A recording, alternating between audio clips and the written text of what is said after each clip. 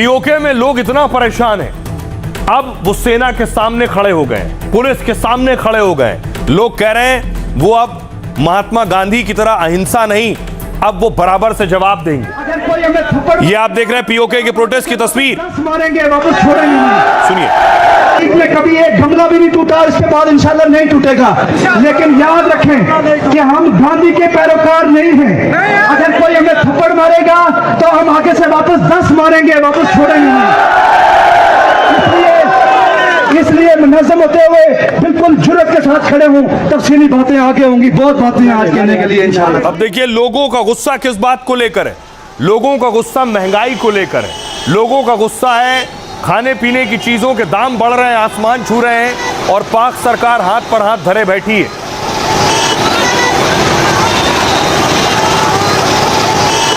और इस प्रदर्शन के बाद लोगों ने आज बाजार बंद रखे हैं विरोध में। चारों तरफ आप देखिए सारे शटर डाउन है, ताले लगे हुए हैं, गलियों पर सन्नाटा पसरा हुआ है। बात के मनाजर है जहाँ पर आप देख सकते हैं कि मुकम्मल तौर पर जो है वो लॉकडाउन है, मार्केट को बंद कर दिया गया है। और ये मुजफ्फराबाद की जो मरकजी मार्केट है मदीना, और लोगों में गुस्सा पाकिस्तानी मीडिया के खिलाफ है कि पाकिस्तानी मीडिया इनकी आवाज नहीं उठा रही है।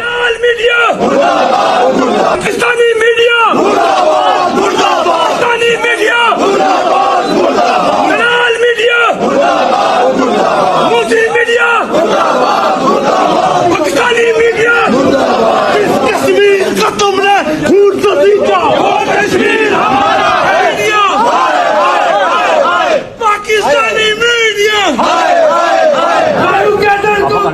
अब आइए आपको बताऊं कि आखिर ये लोग विरोध क्यों कर रहे हैं, इनकी मांग क्या है।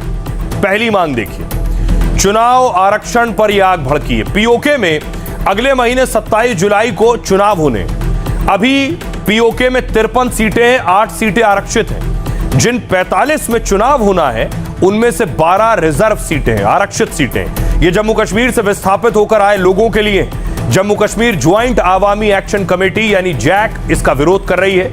उसका कहना है आरक्षण से आबादी का प्रतिनिधित्व कम हो रहा है। जैक की मांग पर कोई फैसला या आश्वासन की बजाय पाक सरकार ने आतंक रोधी कानून के तहत बैन लगा दिया, इसे आतंकी संगठन घोषित कर दिया। इसी के बाद पीओके में हिंसा और तनाव बढ़ गया।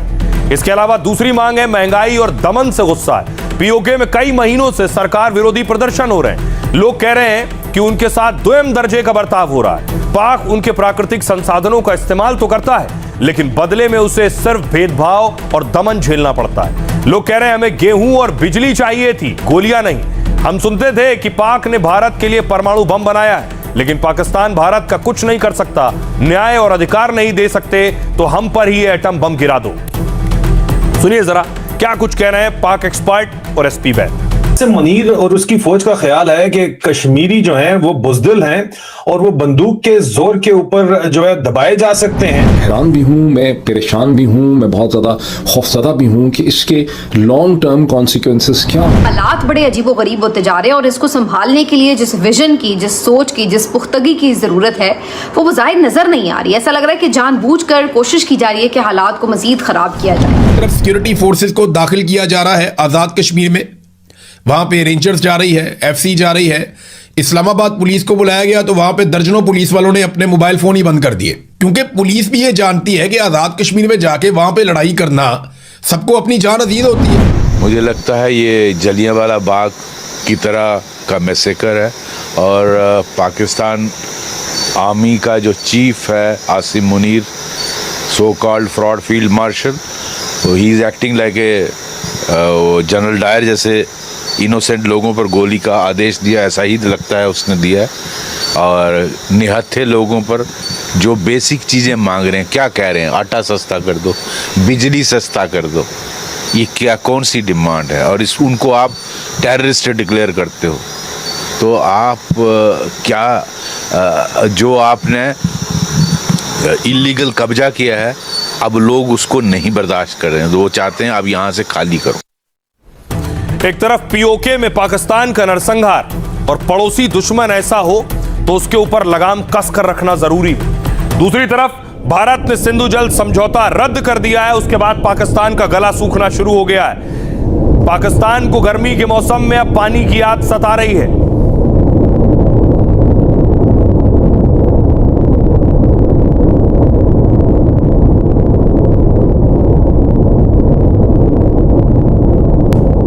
इसी तरह पाकिस्तान के एक नमूने मंत्री को देखिए जरा, रक्षा मंत्री गंदे पानी में कूद लगा दिए। ख्वाजा आसिफ को आप देख रहे हैं, गंदा पानी भरा हुआ है और छलांग लगा दी उसमें, और अपने साथ साथ साथियों को भी ले डूबे।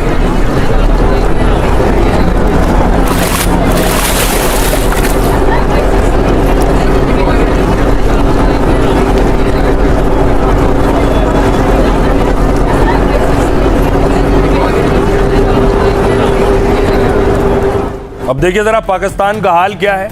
भारत ने पानी रोक रखा है, इस तरह से टपक रहा है। आतंकवाद से खून बहाने वाला पाक पानी को तरस रहा है इस वक्त। शाहबाज के मुल्क में इन दिनों जल संकट गहराने लगा है। हालात ये हैं क्योंकि आतंकिस्तान के खिलाफ भारत ने स्ट्राइक की थी। पहलगाम आतंकी हमले के बाद भारत ने फैसला लिया था कि सिंधु जल संधि से निकलकर पाक को सबक सिखाया जा सके, और उसका असर पाकिस्तान की नदियों और नहरों पर हो रहा है जो सूख रही हैं। हालत ये सबसे ज्यादा असर सिंध प्रांत और बलूचिस्तान पर पड़ रहा है। पानी की कमी से कई किसान मौसमी खेती नहीं कर पा रहे हैं। ये खरीफ की फसल का सीजन है और पानी नहीं मिल रहा है। इससे पाकिस्तान में अनाज का संकट भी पैदा हो सकता है, क्योंकि सिंध पाकिस्तान की कुल कृषि उत्पादन का 67% हिस्सा देता है।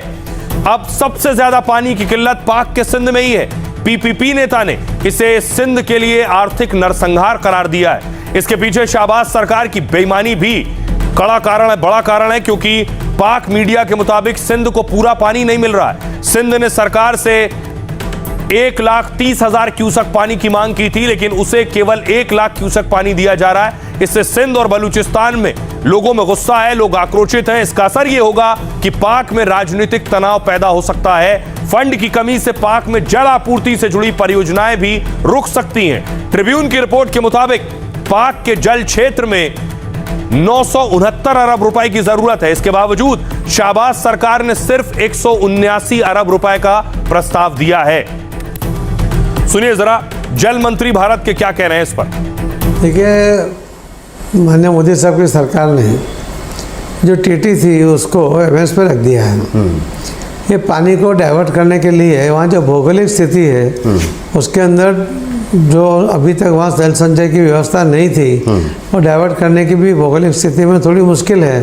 मगर मैं उसमें ज़्यादा नहीं कहूँगा, इतना कहूँगा आपको कि हम 1.5 से 2 साल के अंदर पूरा पानी डाइवर्ट कर देंगे। उसके पहले भी हमने थोड़ा थोड़ा पानी डाइवर्ट करने की कोशिश शुरू कर दी है। बिल्कुल बंद हो जाएगा, एक बूंद भी पानी नहीं जाएगा। वो हम तो हमारे अधिकार का पानी है, हमारे लोगों को चाहिए।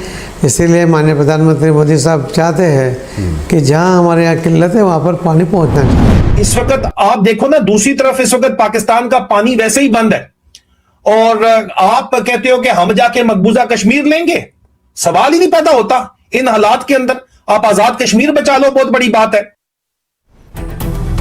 तो एक तरफ पाकिस्तान का गला सूख रहा है, दूसरी तरफ पाकिस्तान अब कांपेगा भी, क्योंकि तैयारी बड़ी है। तैयारी यह है कि भारत अपनी परमाणु मिसाइलें तैनात करने जा रहा है।